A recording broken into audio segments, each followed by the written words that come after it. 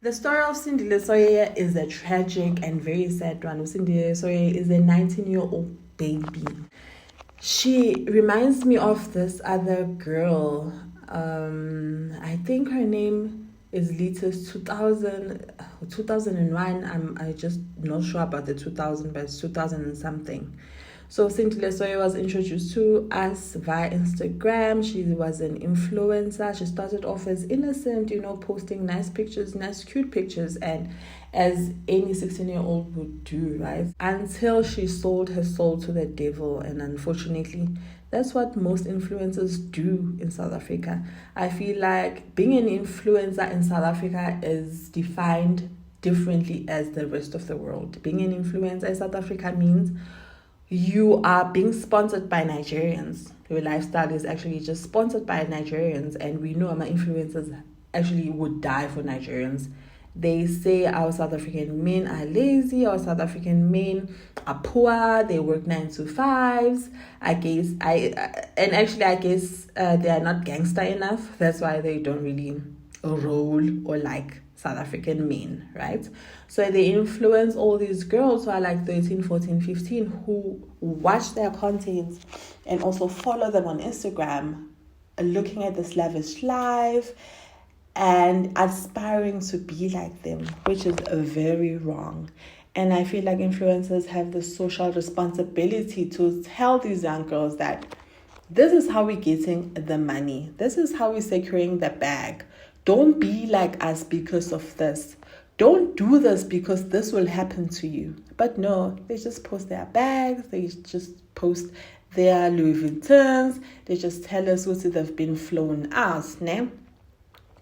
So Cindile's story is so sad is because her lifespan was very short on Instagram. She started around 3-4 years ago, right? And already last year, September, that's when she left all the social media platforms because she was starting to do drugs. She was, her life was spinning out of control. And she took out a statement. So, all of her friends are now distancing themselves from her. And I fully understand why. Because your friends are 19, 20, 18. They don't want to be associated as yet. They're doing the same thing as you are doing. It's just that it has not hit them. They have not gone through what you've gone through yet. They're still securing their bags. She released a statement on her Instagram after not being active for from September last year. And she did that because a picture of her was posted on social media. A very unpleasant picture of her. In this picture, she looks very thin. She's not a slay queen anymore. She's not wearing short things. Her breasts are covered. She's wearing like a tomboy because she's very thin. She's bony. She looks sick. She looks like, on her statement, she did confess she was on drugs. And then she said it's a lie and she was dating Nigerian men, which is a lie. She's lying. She was dating Nigerian men. She was dating foreign guys who were selling drugs because she was introduced to drugs in clubs. And this happily thing is very dangerous because every young person smokes happily now and not even knowing what is inside. So it was unfortunate to see this girl was just 1 minute a slay queen, 1 minute she's an addict, 1 minute she's saying she's going to check herself into a rehab, which is not true. She's lying. She was just embarrassed because that picture resurfaced on social media. It reminds her of where she was before, what she used to post before. She used to post restaurants. She used to post and tag it. She's been flown out. Who's gonna flow you out, girl? You are 16, you are 17. That's a pervert. That's a criminal. These old men with money who are gangsters, who are the devil themselves, flowing out 16-year-olds. Who does that? And where was your mother? Where were your parents? Latest 2000 is gonna go through the same path. And many influencers, you think they're not on drugs just because they're posting, just because they still post beautiful pictures, they still doing vlogs, they still posting on YouTube. God, you'll never know the struggles they're going through. They've just mastered the game, because if they lose this supplier, they move on to the friend. They move on to the other friend. They end up sleeping with the whole Nigerian squad. Because why? Because of money. Because why? They've sold their souls to the devil. They've sold their bodies to these men for the benefit of drugs, for the benefits of expensive bags, for the benefits of expensive hair. And in South Africa, it's rare for them to buy you cars. So they've always said, South African women are very easy to get. They're easy targets. You're dragging South African women's name through the mud. South African influencers are a disgrace. They disgust me. These high-valued women per se, on YouTube, on Instagram, they disgust me. They disgust me to the core. They've sold themselves to the highest bidder. They're showing the young kids false hope, because all those things they are posting, they got men to buy them for them. And why would a man buy you an expensive bag? It's because they have whole nice. Your body costs money. There's a price tag attached to your body.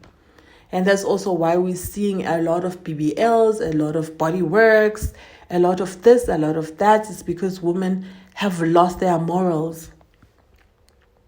Women have lost their morals. They have become lazy. There's two types of women in South Africa, what I've seen. Those hard-working women. And then there's just those lazy slay queens. Who are you going to choose to be? Yeah. And it always ends the same. You will get sick. You will be an addict. You will get trafficked. Your life will flash before your eyes in a very horrible way. So what would you rather do? Going to school, get that degree, get that diploma, hustle for your money, or just open up your legs and go and get all these bags? Like, ay man, this is sad. We need real influencers to influence our lives. We don't need slay queens lying and sleeping with people and convincing us that they are hard workers. We done with that. No. We need to see a woman waking up and actually working. You know, it is not waking up and going to lunch, waking up and going to dinner and editing that. That is not work. That is not work. No matter what you say, that is not work. We need people creating content, thinking, not thinking of where am I going to go for breakfast. That's very easy. Everybody can do it. Just give them a good camera. Give them those jollof clothes that do the job. But actually sitting down, having a sit-down conversation with people, that's the hard part. Not talking about trendy things. Convincing people that God is the way is the hard part. Convincing people that Nigerians are a way forward, that's an easy part. Telling us that you should aim for people, you should aim for men with money. That's an easy part because you can get a man with money anytime. But getting a man that is going to stay with you, a man that is going to marry you, a man of God, a man that leads by example, that is very hard to find. And people just choose the easy way out all the time. South African women are just a disappointment.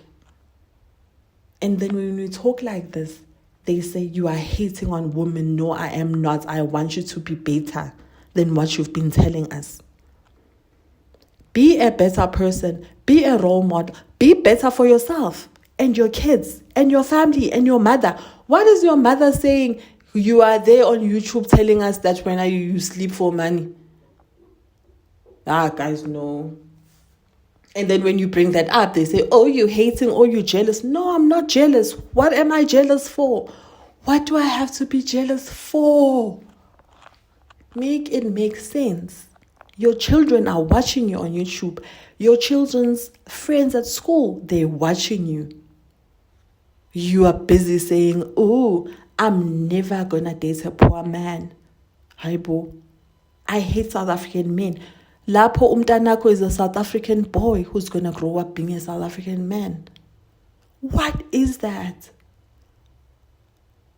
You stay in abusive relationships just because they buy you bags and Gucci's and whatever. You stay there. You rot in there. Because why? Nah.